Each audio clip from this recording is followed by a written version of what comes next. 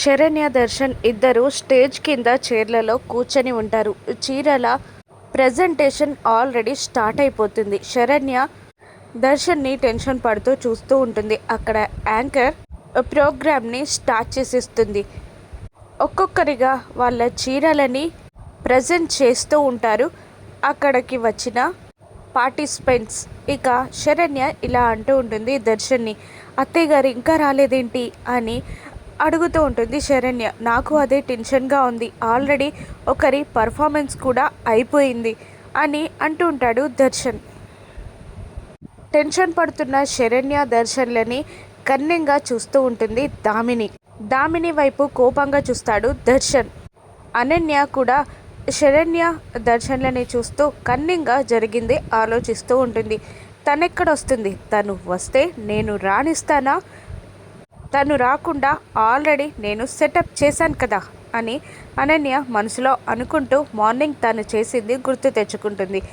ఆనంద భైరవి వచ్చే car bonnet open చేసి ఏదో వైర్ కట్ చేస్తుంది. దాంతో ప్రోగ్రామ్కి వస్తున్న ఆనంద భైరవి కార్ సడన్గా బ్రేక్ డౌన్ అయిపోతుంది. అలా కార్ ఆగిపోయేసరికి కార్లో ఉన్న ఆనంద ఏమైంది అని డ్రైవర్ని అడుగుతుండగా, తెలీదు మేడం, చూస్తాను అంటూ కిందికి దిగి కార్ని చెక్ చేస్తూ ఉంటాడు.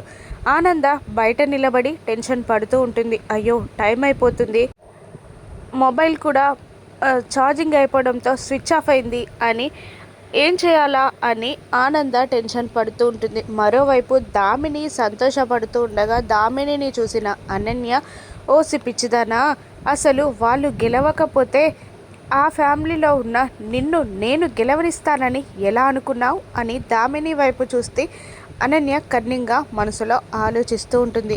ఫోన్ సిగ్నల్స్ లేక కార్ బ్రేక్ డౌన్ అవడంతో నడి రోడ్డుపై నిలబడిపోతుంది ఆనంద. మరోవైపు anchor next performance presentation by ఆనంద భైరవి అని పిలవగానే దర్శన్ భయంగా పైకి లేచి, అమ్మొస్తుంది, కాస్త టైం కావాలి అని అడగడంతో 2 minutes మాత్రమే ఇవ్వగలం అని యాంకర్ చెప్పడంతో సరే అన్నట్టు భయంగానే తల ఊపుతాడు దర్శన్. ఇక ఆనంద భైరవి టైంకి చేరి తను నేసిన ఆ చీరని ప్రజెంట్ చేయగలదా, ఆనంద భైరవి విన్ అవుతుందా, లేదంటే అనన్య కుట్రలు ఫలిస్తాయా? రాను ఎపిసోడ్స్లో చూద్దాం. Thank you for watching.